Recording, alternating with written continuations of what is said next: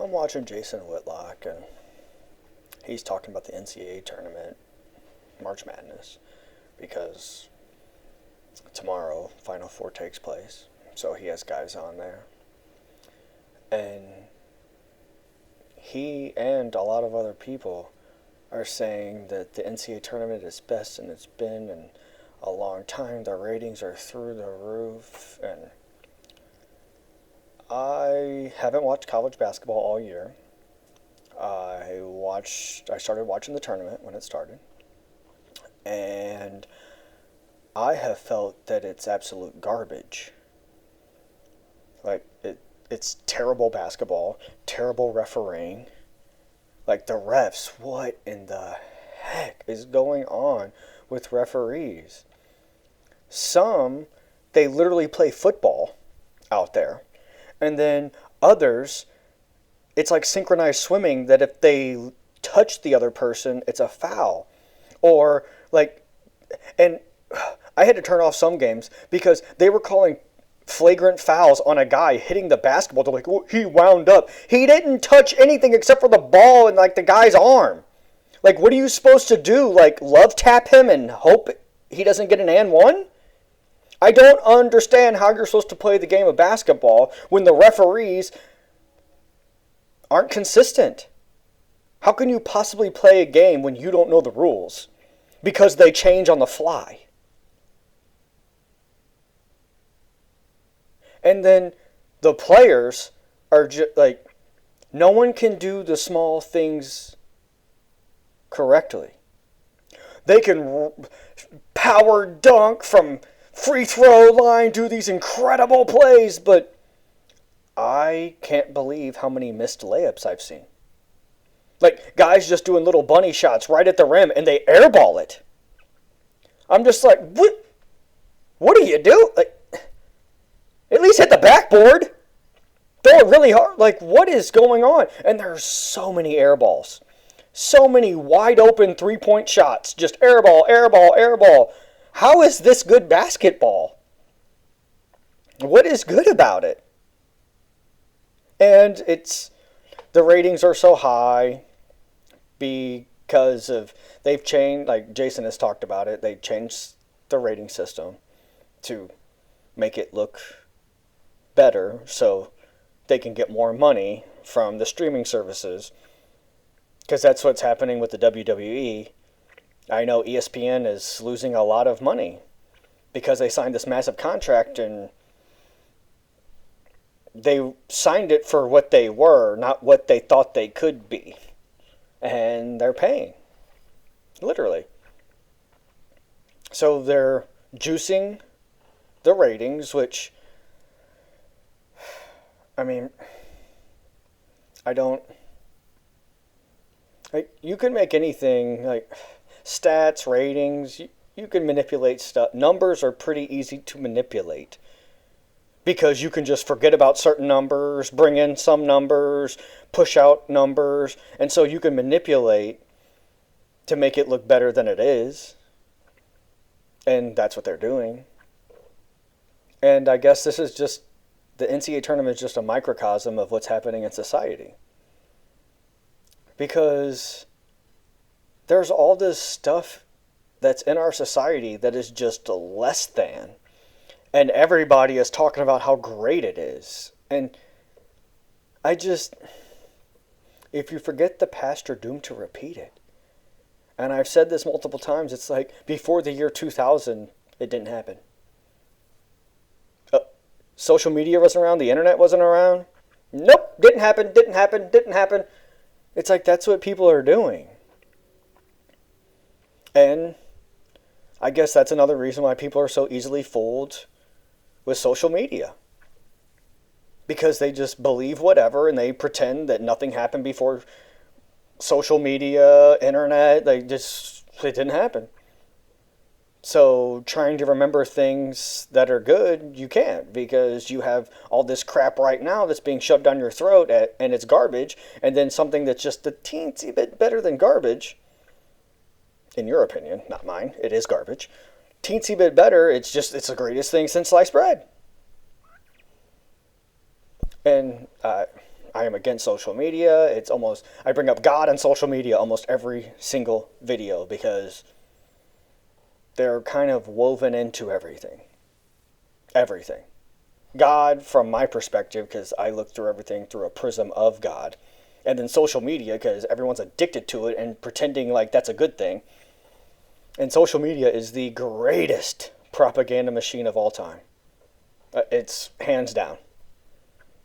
You can get stuff out instantly. You can get things out to millions of people instantly. Like, and you have people fooled into thinking that constantly being on social media is a good thing and being addicted to it is a good thing. Even though everybody talks about mental health and it's garbage and oh no, like what are we going to do? Mental health, mental health, mental health. But the thing that's eroding mental health is the thing that everybody pretends that they must have, like it's oxygen or they cannot live. And I had to make this before the Final Four because people are talking about how great this March Madness was and garbage. Do the easy things well, and I will be more impressed than running through the lane and doing a power dunk and then airballing your next 5 shots. Who cares? When I played tennis, I had a coach that prior to me being on the team, he would talk about a player that would smash the ball like every time. And like 1 out of every 5-6 shots was awesome. But he also, those other ones, he hit out. So he lost a lot. So if you do one thing that's just spectacular, but then you poop the bed several other times, who cares about that one good thing? Like if you do one good deed, but then you are constantly screwing people over, who cares about that one good deed? It is null and void because of all the other stuff you've done.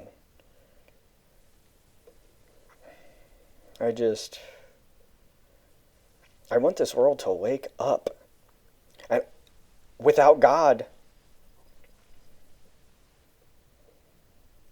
how do you wake up from your slumber? You don't.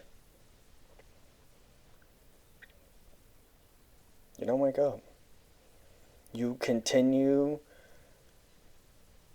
to eat and just accept whatever they put in front of you and say, thank you. Can I have another? Shall I bend over this time? That's what you're doing as the American public. Bending over and taking it up, as Jim Carrey would say, up the tailpipe.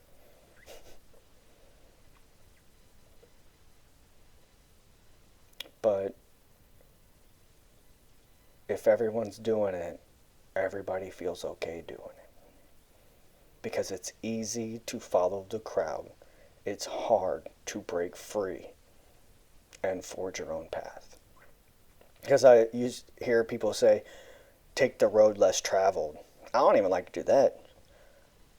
I'll get my machete out and I will create my own path because it's amazing when people see you do that. They want to follow. They're intrigued. Because most people don't have the confidence in themselves, the humility in themselves to know that they need God.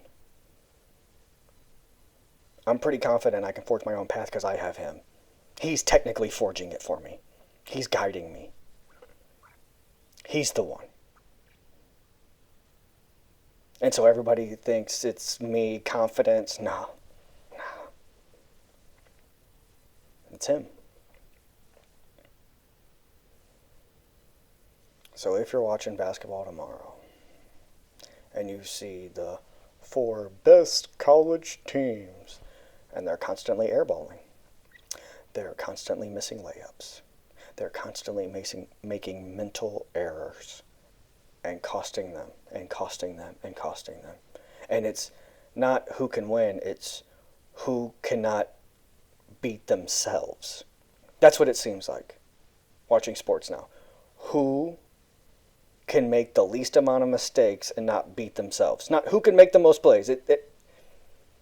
It's we're going away from striving to be the best, and we're going to, well, I just have to be just a smidge better than that person, and they are below average. So if I'm average, I'll come right in. I'll win.